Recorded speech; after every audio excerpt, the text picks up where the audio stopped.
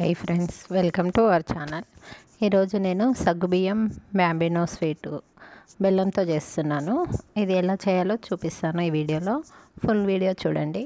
ముందుగా ఒక కడాయి పెట్టుకొని దాంట్లో కొద్దిగా నెయ్యి వేసుకోవాలి. ఇప్పుడు బ్యాంబినో ఒక 2 కప్పులు తీసుకున్నాను నేను. వీటితోటి ఇవి సిమ్లో పెట్టి ఫ్రై చేసుకోండి. అలా అయితేనే చక్కగా ఫ్రై అవుతాయి.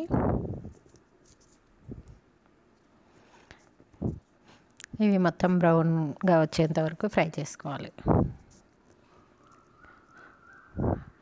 ఇలా కలుపుకుంటూ ఫ్రై చేసుకోండి.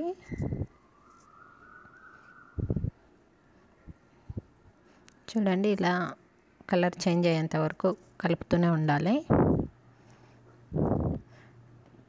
స్వీట్కి నెయ్యి అయితేనే బాగుంటుంది. చూడండి, ఇవన్నీ చక్కగా ఫ్రై అయ్యాయి కదా. ఇవి ఫ్రై అయ్యాక పక్కకు పెట్టేసుకోవాలి. చూడండి, ఇలా చక్కగా అయినాయి. ఇవి తీసి పక్కకు పెట్టేసుకోవాలి. ఇప్పుడు ఆలోపు మళ్ళీ అదే కడాయిలో కొద్దిగా నెయ్యి వేసుకొని డ్రై ఫ్రూట్స్ ఫ్రై చేసుకోవాలి. ఇప్పుడు కొద్దిగా నెయ్యి వేసుకొని బాదాము, కిస్మిస్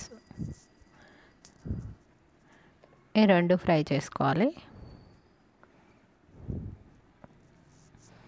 ఇవి కూడా మంచి కలర్ వచ్చేంత వరకు ఫ్రై చేసుకోవాలి. ఇలా ఫ్రై అయ్యాక ఇవి పక్కకు పెట్టేసుకోవాలి. తొందరగా ఫ్రై అవుతుంది. సిమ్లో పెట్టి చేసుకోవాలి. చూడండి, చక్కగా ఫ్రై అయిపోయాయి కదా. ఈ పక్క పెట్టేసుకొని మళ్ళీ ఒక గిన్నె తీసుకోండి వెడల్పుది. ఇప్పుడు పాలు వేడి చేసుకుందాము.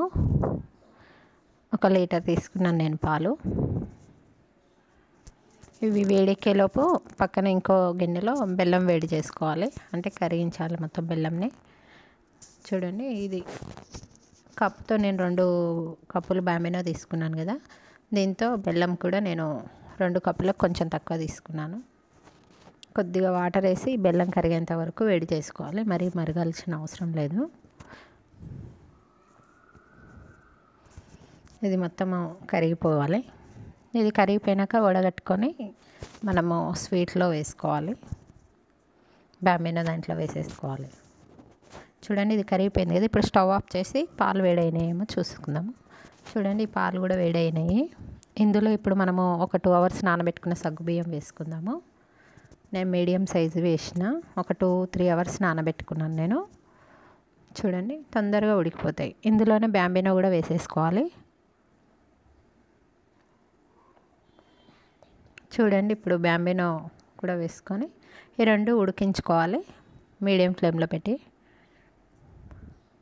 మీకు పాలు కొంచెం చిక్కగా అనిపిస్తే కొద్దిగా వాటర్ వేసుకోండి, కొద్దిగా వేడి చేసి.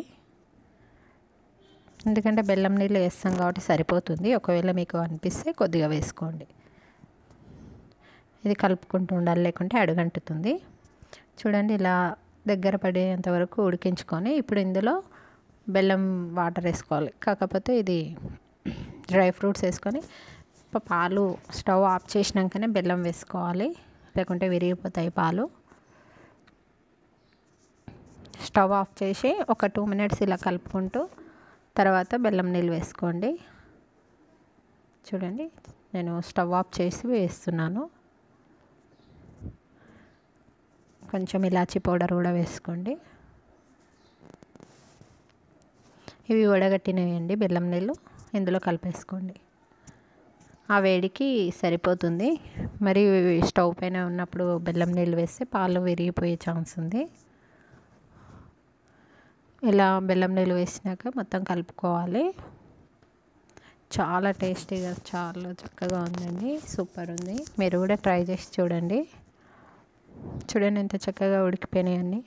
సగ్గుబియ్యంతో చేస్తే చాలా బాగుంటుంది. మీరు కూడా ట్రై చేసి చూడండి. ఇప్పుడు దగ్గరకి గట్టిగా పడిపోయింది. ఇది చల్లగైన కొద్దీ ఇంకొంచెం గట్టిగా అవుతుంది. ఇంతే అండి, సింపుల్గా తయారు చేసుకోవచ్చు. Thanks for watching. Full video చూడండి. లైక్ చేయండి, షేర్ చేయండి, సబ్స్క్రైబ్ చేసుకోండి.